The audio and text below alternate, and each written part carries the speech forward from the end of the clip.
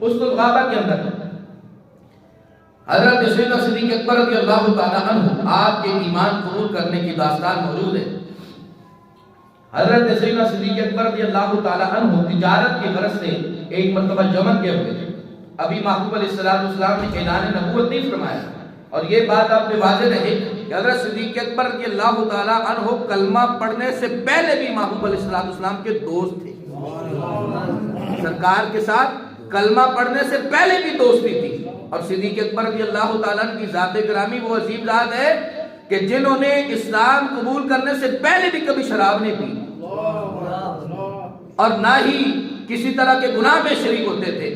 تو حضرت صدیق اکبر رضی اللہ تعالیٰ عنہ جب یمن گئے ہوئے تھے، یمن پہنچے تو وہاں جا کر کچھ شیوخ سے ملاقات ہوئی، کچھ شیوخ سے ملاقات ہوئی جو پہلی کتابوں کے عالم تھے، ان سے ملاقات ہوئی۔ ایک شخص سے جب ملے، ایک شیخ سے، تو اس شیخ سے جب حضرت صدیق اکبر رضی اللہ تعالیٰ عنہ آپ کی ملاقات ہوئی تو اس نے حضرت صدیق اکبر رضی اللہ تعالیٰ عنہ سے کچھ سوالات پوچھے، کچھ سوالات پوچھے۔ یہ پہلی ملاقات تھی اس شیخ کے ساتھ حضرت صدیق اکبر رضی اللہ تعالیٰ عنہ کی، اور ابھی کلمہ نہیں پڑھا کیونکہ سرکار نے ابھی اعلان نبوت ہی نہیں فرمایا۔ اس شیخ نے پہلا سوال کیا، احرمیون انت، کیا تم حرم شریف سے آئے ہو، یعنی مکہ شریف سے؟ حضرت صدیق اکبر رضی اللہ تعالیٰ عنہ آپ نے جواب دیا، نعم، ہاں میں حرم شریف سے آیا ہوں۔ وہ شیخ دوسرا سوال کرتا ہے، کہتا ہے اقریشیون انت، کیا تمہارا تعلق قریش سے ہے؟ آپ نے فرمایا ہاں میرا تعلق خاندان قریش سے ہے۔ اس نے کہا اتیمیون انت، کیا تمہارا تعلق قریش کے خاندان قریش کے قبیلہ بنی تیم سے ہے؟ آپ نے فرمایا نعم، ہاں میرا قبیلہ بنی تیم سے تعلق ہے۔ وہ شیخ کہنے لگا ارفع ثوبن، پھر اپنے پیٹ سے ذرا کپڑا تو ہٹاؤ۔ حضرت صدیق اکبر رضی اللہ تعالیٰ عنہ حیران رہ گئے کہ کیا عجیب آدمی ہے، ملاقات بھی پہلی ہے تو سوالات ایسے پوچھ رہے جیسے میری شخصیت سے پہلے ہی واقف ہے۔ حضرت صدیق اکبر رضی اللہ تعالیٰ عنہ بول پڑے، آپ نے فرمایا آخر تم یہ سوالات پوچھ کے تم میری شخصیت میں کیا تلاش کرنا چاہتے ہو؟ جو پہلے تم نے سوالات پوچھے وہ بھی بالکل ٹھیک تھے اور میں نے اس کا جواب دیا، لیکن اب پیٹ سے کپڑا کھوانے کا مقصد کیا ہے؟ وہ شیخ کہنے لگا لقد وجدت فی علم صحیح ان نبی یبعث فی الحرم، میں نے علم صحیح میں پڑھا ہے، یعنی پہلی آسمانی کتابوں میں نے پڑھا ہے کہ نبی آخر الزمان حضرت محمد مصطفیٰ صلی اللہ علیہ وسلم مکہ شریف سے جلوہ گر ہوں گے، اعلان نبوت فرمائیں گے، تو ان کا جو ابتداء کلمہ پڑھنے والے لوگ ہوں گے ان میں سے جو ایک بندہ ہے اس کی نشانیاں جو میں نے پڑھی ہیں اس میں لکھا ہے علم صحیح میں آسمانی کتابوں میں کہ اس شخص کی ران کے اوپر بھی نشان موجود ہوگا اور اس کے پیٹ کے اوپر بھی نشان موجود ہوگا۔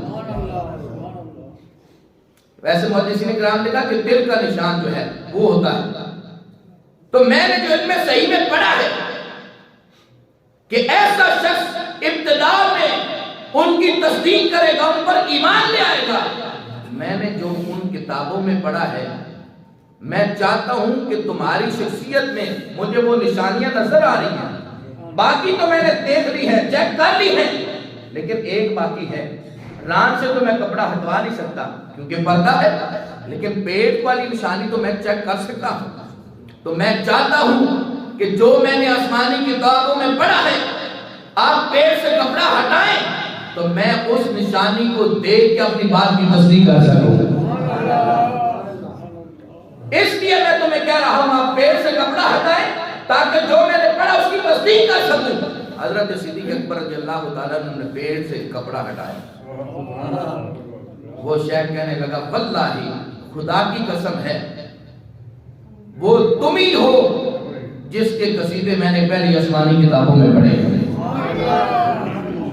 شیخ سے ملاقات ہو گئی، حضرت صدیق اکبر رضی اللہ تعالیٰ عنہ وہاں مختلف شیوخ سے ملے اور جو اپنا کام تھا اس کو نمٹایا۔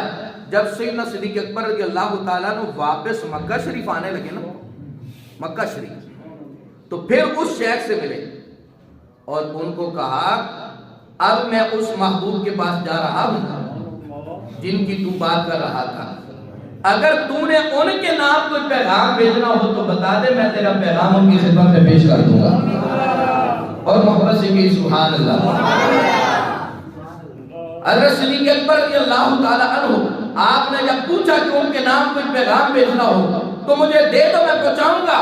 اس شیخ نے محبوب الاسلام کی شان میں ایک نعت لکھی ہوئی تھی، اس نے وہ سیدنا صدیق اکبر رضی اللہ تعالیٰ عنہ کو پیش کی کہ یہ میری طرف سے اس محبوب کی بارگاہ میں تحفہ پیش کر دیں۔ حضرت صدیق اکبر رضی اللہ تعالیٰ عنہ آپ نے وہ نعت پکڑی اور محبوب علیہ السلام کی خدمت اقدس میں حاضر ہونے کے لیے یمن سے سفر شروع کیا۔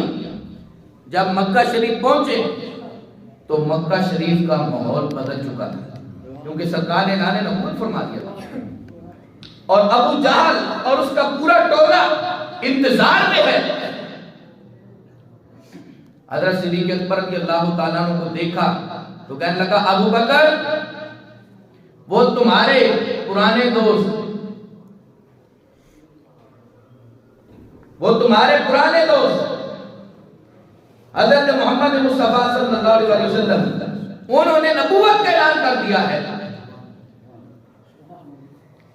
ہم تمہارے انتظار میں تھے کہ ابو بکر آئے گا، جو وہ فیصلہ کرے گا ہم اس فیصلے کو تسلیم کریں گے۔ تو یہ دیکھ لینا بھلا کوئی یتیم بھی نبی ہو سکتا ہے۔ یہ ابو جہل کی گفتگو تھی۔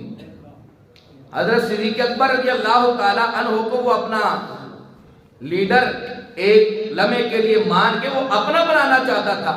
کہتا ہے کہ ہم تمہارے انتظار میں تھے کہ ابو بکر آئیں گے، جو وہ فیصلہ کریں گے ہمارا وہی فیصلہ ہوگا۔ تو ابو بکر دھیان سے فیصلہ کرنا کہ یتیم بھی بھلا نبی ہو سکتا ہے۔ صدیق اکبر رضی اللہ تعالیٰ عنہ فرمانے لگے اچھا ذرا مجھے ان سے ملاقات کو کر لینے دو۔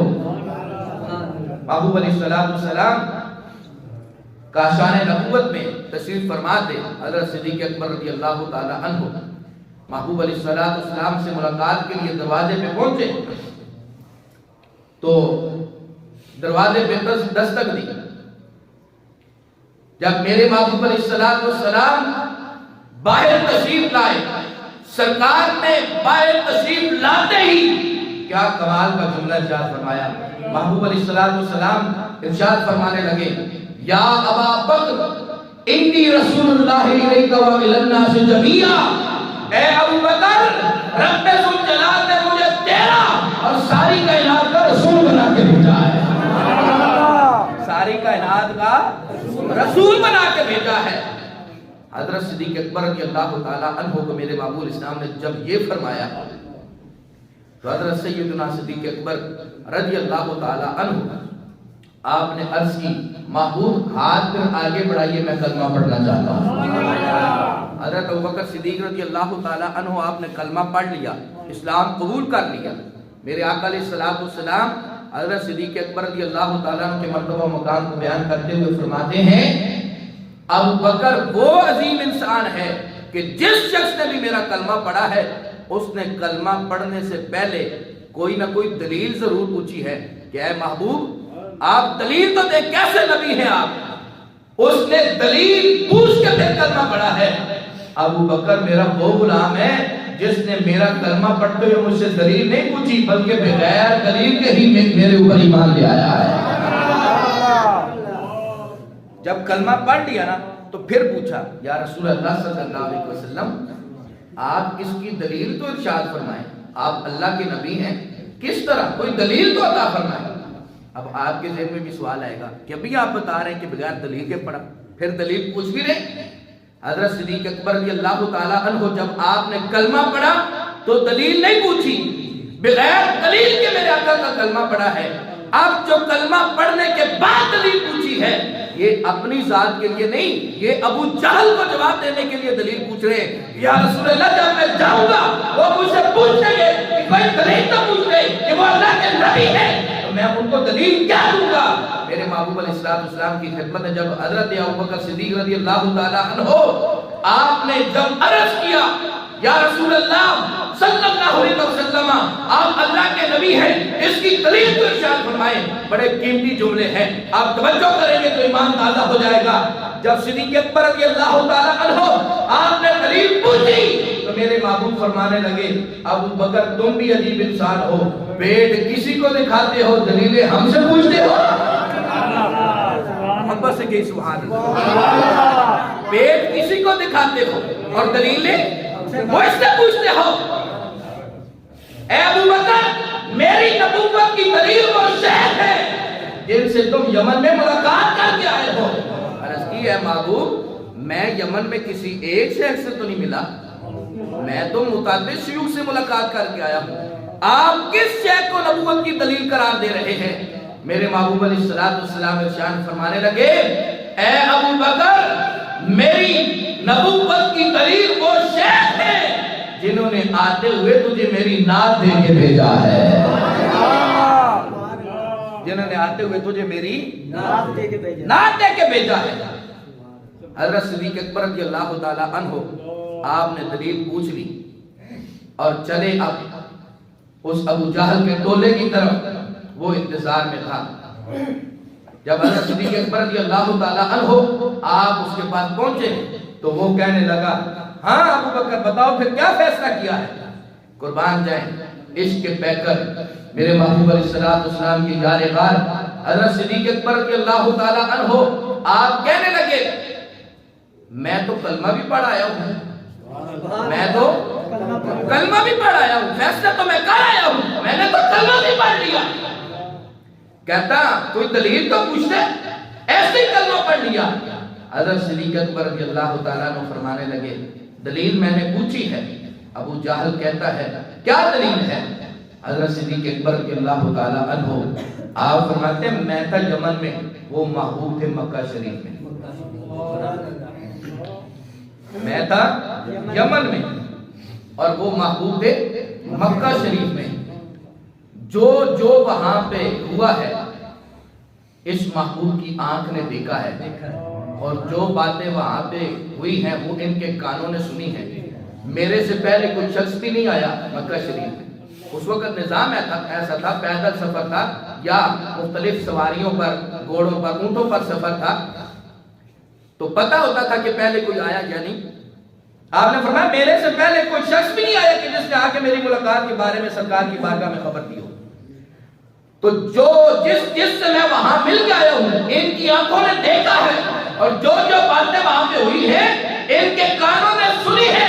تو ابو بکر کا دل اس بات کی گواہی دیتا ہے جو محبوب مکے میں بیٹھ کے یمن کی خبریں سچی دیتے ہیں، وہ محبوب فرش زمین میں بیٹھ کے عرش بری کی خبریں